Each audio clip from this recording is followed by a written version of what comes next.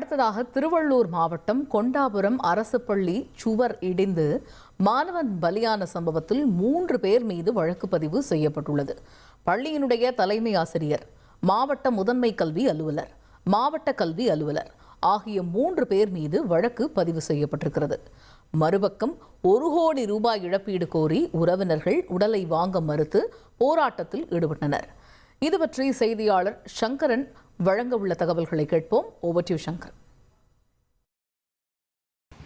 தமிழகத்தில் மழை காலங்களின் போது பள்ளி சுவர்கள் ஈரமாகி இடிந்து விழுவதனால சில நேரங்களில் மாணவர்கள் உயிரிழப்பு ஏற்படுகிறது.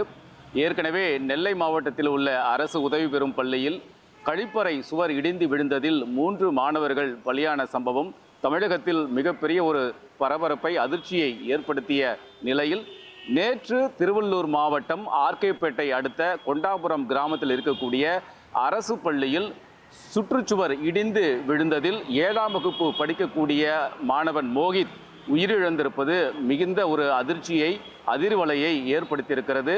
இந்த சம்பவம் தொடர்பாக உரிய நடவடிக்கை எடுக்க வேண்டும் என்று அந்த மாணவனுடைய பெற்றோர்கள், குடும்பத்தினர், உறவினர்கள் அனைவரும் இன்று காலை முதல் தொடர்ச்சியாக போராட்டத்தில் ஈடுபட்டிருக்கிறார்கள்.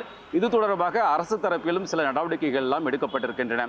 அதாவது அந்த பள்ளியில் 7ஆம் வகுப்பு படிக்கக்கூடிய மாணவர் மோகித் நேற்று சுற்றுச்சுவர் ஓரமாக அமர்ந்திருந்த நிலையில் திடீரென்று அந்த சுற்றுச்சுவர் இடிந்து விழுந்ததில் சம்பவ இடத்திலேயே சிறுவன் பலியாகி இருக்கிறார்.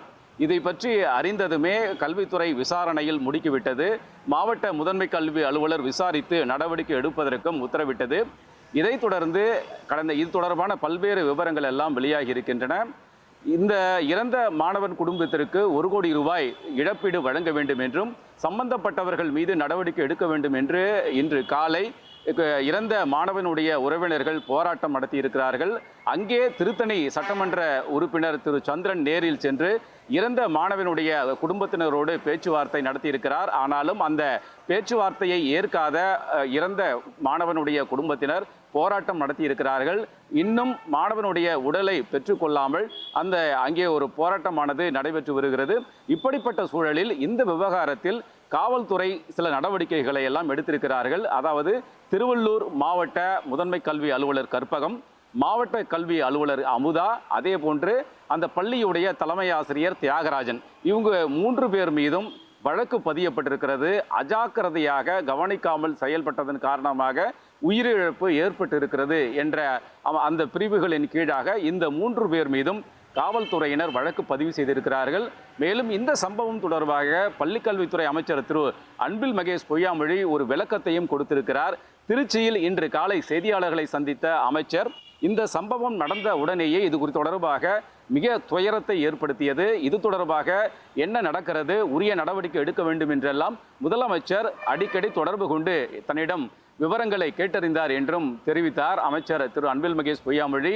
மேலும் அந்த பாதிக்கப்பட்ட அந்த மாணவனுடைய குடும்பத்திற்கு 3 லட்சம் ரூபாய் இழப்பீடு வழங்கப்பட்டிருக்கிறது என்று தெரிவித்த அமைச்சர் சம்பந்தப்பட்டவர்கள் மீது நடவடிக்கை எடுக்கப்படும், அதாவது அஜாக்கிரதையாக செயல்பட்டிருந்தாலும் கூட அது குற்றம்தான், அவர்கள் மீது நடவடிக்கை எடுக்கப்படும் என்று அமைச்சர் தெரிவித்திருந்த நிலையில் மாவட்ட முதன்மை கல்வி அலுவலர், மாவட்ட கல்வி அலுவலர், பள்ளியுடைய தலைமை ஆசிரியர் 3 பேர் மீதும் வழக்கு பதிவு செய்யப்பட்டிருப்பது குறிப்பிடத்தக்கது.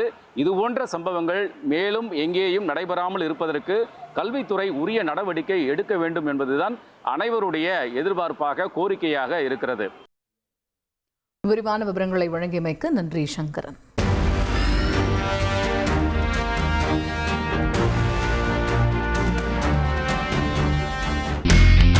இனி செல்லும் இடமெல்லாம் செய்தி.